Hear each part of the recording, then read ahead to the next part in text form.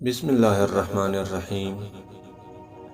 شروع اللہ کے بابرکت نام سے جو نہایت رحم والا ہے۔ مدینہ منورہ میں ایک مجاہد اور بزرگ ابو قدامہ شامی رحمۃ اللہ علیہ تھے، جن کے دل میں اللہ تعالیٰ نے رومیوں کے خلاف جہاد کرنے کا شوق اور ولولہ کوٹ کوٹ کر بھر دیا تھا۔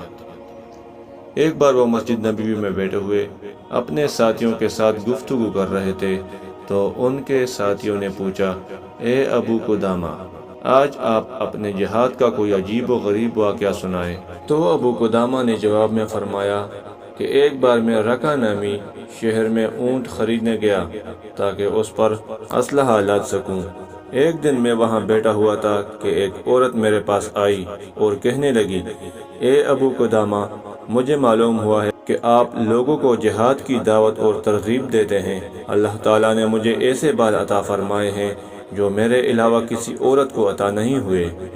میں نے اپنے ان بالوں کو کاٹ کر رسی بنائی ہے اور اس پر اچھی طرح مٹی مل دی ہے تاکہ ان بالوں کو کوئی دیکھ نہ سکے۔ میری تمنا ہے کہ آپ میرے بالوں کی اس رسی کو اپنے ساتھ جہاد پر لے جائیں۔ دشمنوں کے ساتھ جہاد کے وقت آپ یا کوئی اور ضرورت مند مجاہد اس رسی کو گھوڑے کی لگام وغیرہ میں استعمال کرے گا تو میرے بالوں کو اللہ تعالیٰ کے راستے کا غبار نصیب ہو جائے گا۔ میں ایک بیوہ عورت ہوں، میرا خاوند اور خاندان سب اللہ تعالیٰ کے راستے میں شہید ہو چکے ہیں۔ اگر مجھے جہاد کرنے کی اجازت ہوتی تو میں بھی شریک ہوتی۔ اس نے وہ رسی مجھے دے دی اور کہنے لگی، اے ابو قدامہ، میرے شہید خاوند نے اپنے پیچھے ایک لڑکا بھی چھوڑا ہے جو قرآن کا عالم، گھڑ سواری اور تیر اندازی کا مشاق ماہر خوبصورت نوجوان ہے۔ وہ راتوں کو قیام کرتا ہے اور دن کو روزے رکھتا ہے، جبکہ اس کی عمر صرف 15 سال ہے۔ ابھی تو وہ اپنے والد کی چھوڑی ہوئی زمین پر گیا ہوا ہے۔ اگر کہ وہ آپ کی روانی سے پہلے لوٹ آئے تو میں اسے بھی اللہ تعالیٰ کے حضور بطور ہدیہ آپ کے ساتھ میدان جہاد میں بھیجوں گی۔ میں آپ کو اسلام کی حرمت کا واسطہ دیتی ہوں کہ میری اجر و ثواب حاصل کرنے کی تمنا ضرور پوری کریں۔ میں نے وہ رسی لے لی اور اسے اپنے سامان میں رکھ لیا۔ اس کے بعد میں اپنے رفقا سمیت رقہ سے روانہ ہوا۔ ابھی ہم مسلمہ بن عبد الملک کے قلعہ کے پاس پہنچے تھے کہ ایک گھڑ سوار نے مجھے پیچھے سے آواز دی، جسے سن کر ہم رک گئے۔ میں نے اپنے ساتھیوں سے کہا، تم چلتے رہو، میں اس گھڑ سوار کو دیکھتا ہوں۔ تھوڑی دیر میں وہ گھڑ سوار آ پہنچا اور اس نے ملاقات کے بعد کہا، اللہ تعالیٰ کا شکر ہے جس نے مجھے آپ کی ہمراہی سے محروم نہیں فرمایا اور مجھے ناکام نہیں لوٹایا۔ میں نے کہا، اے عزیز، اپنے چہرے سے کپڑا ہٹاؤ تاکہ میں تمہیں دیکھ کر فیصلہ کر سکوں کہ تم پر جہاد لازم ہوتا ہے یا نہیں۔ اگر لازم ہوگا تو ساتھ لے جاؤں گا، ورنہ واپس لوٹا دوں گا۔ اس نے چہرہ کھولا تو وہ 14ویں کے چاند کی طرح ایک خوبصورت لڑکا تھا اور اس کے چہرے پر ناز و نعمت کے آثار چمک رہے تھے۔ میں نے پوچھا، بیٹا کیا تمہارے والد زندہ ہیں؟ اس نے کہا، میں آپ کے ساتھ اپنے والد کا انتقام لینے کے لیے نکلا ہوں۔ وہ اللہ تعالیٰ کے راستے میں شہید ہو چکے ہیں۔ امید کرتا ہوں کہ اللہ تعالیٰ مجھے بھی ان کی طرح قبول فرما لے۔ میں نے پوچھا، اے بیٹے، کیا تمہاری والدہ نہیں ہے؟ اس نے کہا، جی ہاں۔ میں نے کہا، جاؤ ان سے اجازت لے کر آؤ، اگر اجازت دے تو آ جاؤ، ورنہ ان کی خدمت کرو، کیونکہ جنت تلواروں کے سائے اور ماؤں کے قدموں کے نیچے ہیں۔ نوجوان نے کہا، اے ابو قدامہ، آپ نے مجھے نہیں پہچانا؟ میں اس خاتون کا بیٹا ہوں جس نے آپ کو اپنے بالوں کی رسی دی ہے۔ میں انشاءاللہ شہید ابن شہید ہوں۔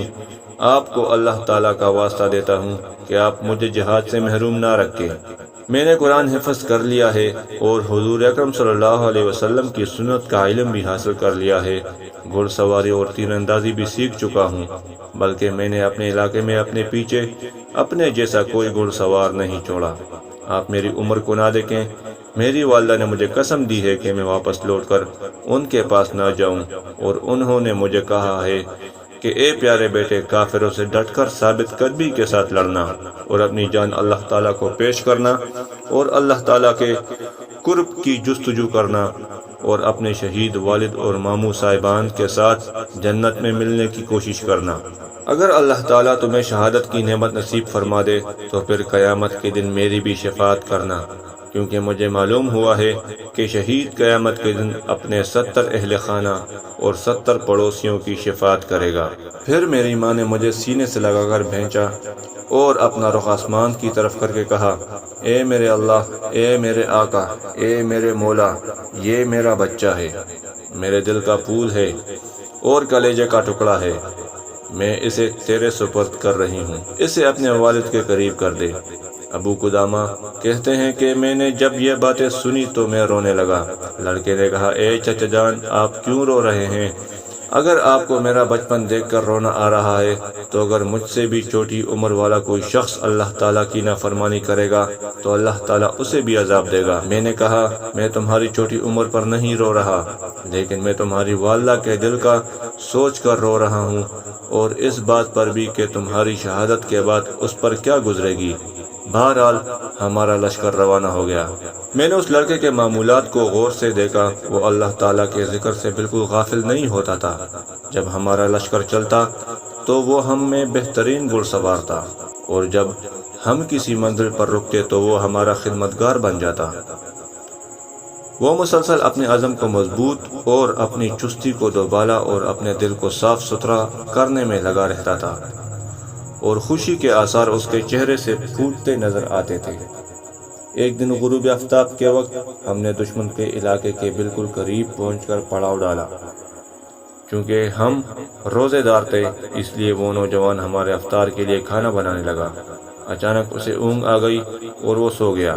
نیند کے دوران وہ مسکرانے لگا۔ جب وہ بیدار ہوا تو میں نے کہا، بیٹے آپ نیند میں ہنس رہے تھے؟ اس نے کہا، میں نے ایک ایسا عجیب خواب دیکھا جس نے مجھے خوشی سے ہنسا دیا۔ میں نے پوچھا، تم نے خواب میں کیا دیکھا؟ وہ بتانے لگا کہ میں نے دیکھا کہ میں عجیب و غریب سبز باغ میں ہوں، میں اس میں گھوم رہا ہوں کہ میں نے چاندی کا ایک محل دیکھا جس پر موتی جواہرات جڑے ہوئے تھے، اس کے سونے کے دروازے پر پردے لٹکے ہوئے تھے۔ اچانک میں نے دیکھا کہ نوجوان لڑکیوں نے پردے ہٹائے، ان لڑکیوں کے چہرے چاند کی طرح خوبصورت تھے۔ انہوں نے مجھے دیکھا تو خوش آمدید کہنے لگی۔ میں نے ان میں سے ایک کی طرف ہاتھ بڑھانا چاہا تو اس نے کہا، جلدی نہ کرو، ابھی اس کا وقت نہیں آیا۔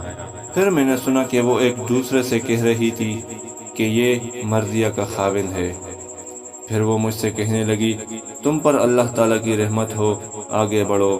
میں آگے بڑھا تو محل کے اوپر والے حصے پر سرخ سونے کا کمرہ تھا، جس میں سبز زمرد کی ایک مسہری تھی جس کے پائے چاندی کے تھے۔ اس پر ایک لڑکی بیٹھی تھی جس کا چہرہ سورج کی طرح تابناک تھا۔ اگر اللہ تعالیٰ میری نظروں کو مضبوط نہ فرماتے تو کمرے کا حسن اور لڑکی کی خوبصورتی دیکھ کر میری عقل زائل ہو جاتی۔